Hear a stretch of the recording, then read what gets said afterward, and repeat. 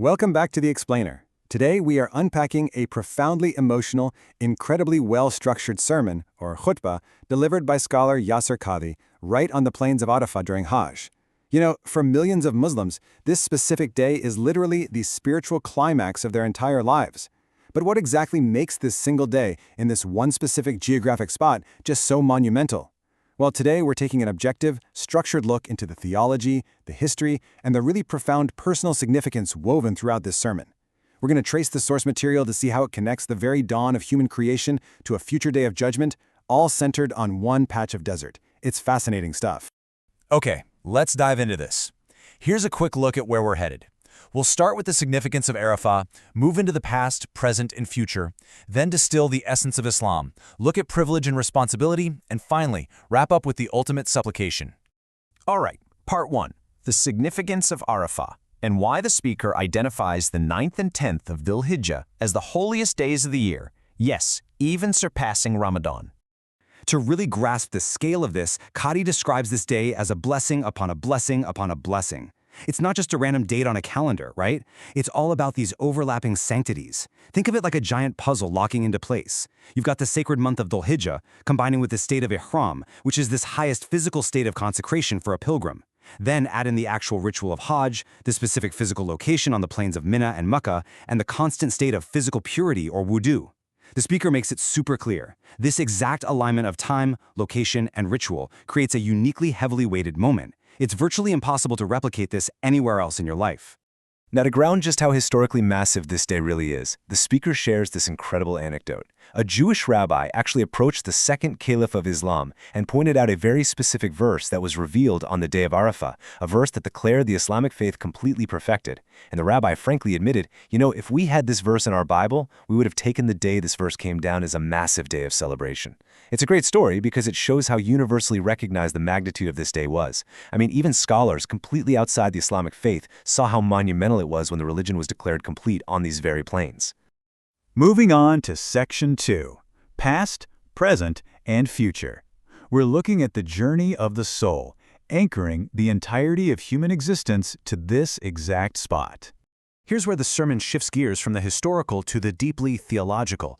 Qadhi basically turns the physical plains of Arafah into this massive cosmic stage. He connects the creation of literally every human soul to this specific patch of desert. According to the Islamic tradition he cites, after Adam was exiled from paradise, it was right here on the plains of Arafah that he was finally forgiven. And get this, it's believed that all human souls were originally extracted from Adam's lineage on this very site. So Arafah is the literal birthplace of the soul.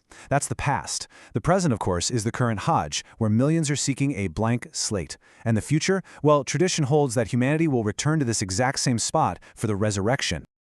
To really understand that future state, we need to define a pretty heavy theological term the speaker uses, mahshar. Straight from the source material, mahshar is defined as the ultimate gathering place on the plains of Arafah for Judgment Day. The whole concept here is that Arafah isn't just a site for a once-in-a-lifetime trip. It's the predestined staging ground for the end of times. Qadhi emphasizes this to remind everyone there. The ground you're standing on right now to pray for forgiveness is the exact same ground where you will be resurrected tomorrow. Pretty mind-blowing stuff, right? Because of all that immense theological weight, the main goal at Arafah is to achieve what Qadhi calls version 2.0. He uses this great analogy. Think about when you buy a brand new car. You know the feeling, right? You are incredibly careful not to spill your coffee in it. You want to keep it absolutely pristine. He tells the pilgrims that if their prayers are accepted on Arafah, their book of deeds is wiped entirely clean of all past sins. They're handed a completely spotless record, a totally blank slate. The real challenge, he points out, is taking that version 2.0 rebirth back home and actually keeping it clean. Okay, Section 3, the essence of Islam. Let's see how Qadhi simplifies the faith into actionable concepts. Now, what's really interesting about this slide is how beautifully it simplifies a highly complex religion. After laying down all those heavy theological concepts, the sermon pivots to pure practical application. Qadhi maps out the faith into very simple dimensions, explicitly warning people not to overcomplicate things. First, you have the vertical dimension. That's your private relationship with God, worshiping with love, sincerity, and dedicated rituals like salah, zakat, and reading the Quran. Then you have the horizontal dimension. This is your relationship with humanity, which boils down to just being as good to as many people as you possibly can. He stresses that if you can nail these two axes, the vertical and the horizontal, you've grasped the absolute core of the religion. The rest? He literally calls them just footnotes for scholars to debate. And to prove that this simplicity has been baked right into the religion from day one, he connects these concepts back to Prophet Muhammad's original farewell sermon given on these exact same plains over 1400 years ago. You can see a direct reflection of that vertical and horizontal axis right here. 1. Worship Allah alone. 2. Do not infringe on others' rights or slander them. 3. Earn a halal income and avoid the haram. And 4. This one is absolutely crucial. Treat your spouses and family with love and respect. The speaker really highlights that the Prophet stood before a massive gathering of 100,000 men and chose to heavily emphasize family rights, specifically urging them to fear God and how they treat their wives in the privacy of their own homes. Moving right along to Section 4, Privilege and Responsibility, the Weight of Blessings. This is where the narrative takes a really stark turn. As the sermon nears its end, Qadhi forces the audience to reconcile their spiritual high with the pretty harsh realities of the modern world. He draws this massive contrast between the attendees' comfort and the suffering of the broader global community. He points out a very blunt mathematical reality. Just being able to afford to travel to Mecca on a safe, comfortable package places you not just in the top 10%, but the top 0.1% of the global Muslim population. It's a sobering reality check delivered smack in the middle of a spiritual peak. To really contextualize that privilege, the speaker impartially reports on widespread geopolitical grief. He explicitly names specific regions where Muslims are facing severe, ongoing crises, mentioning Gaza, the Xinjiang province or East Turkestan in China, Syria, and Burma.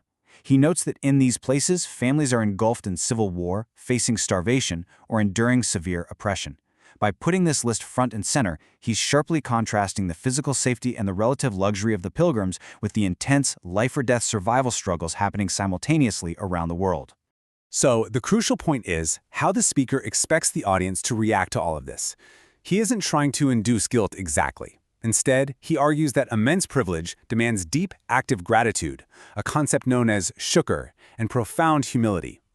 He warns them that being chosen for this luxury should completely eradicate any sense of arrogance. The blessings they enjoy are a massive responsibility, a literal test to see if they'll use their privileged position to pray for and support those who have absolutely nothing. All right, Section 5, the ultimate supplication. We're now looking at the extensive, emotionally charged prayer that concludes the day of Arafah.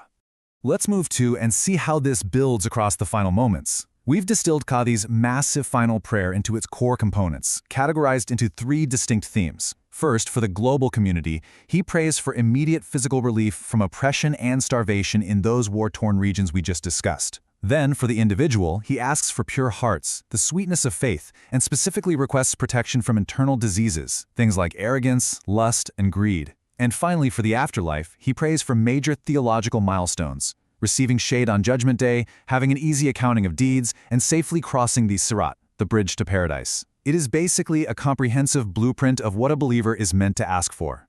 We end our explainer today with a question directly inspired by the core theme of this Arafah sermon. The speaker's entire message really hinges on the idea that true forgiveness offers a total reset.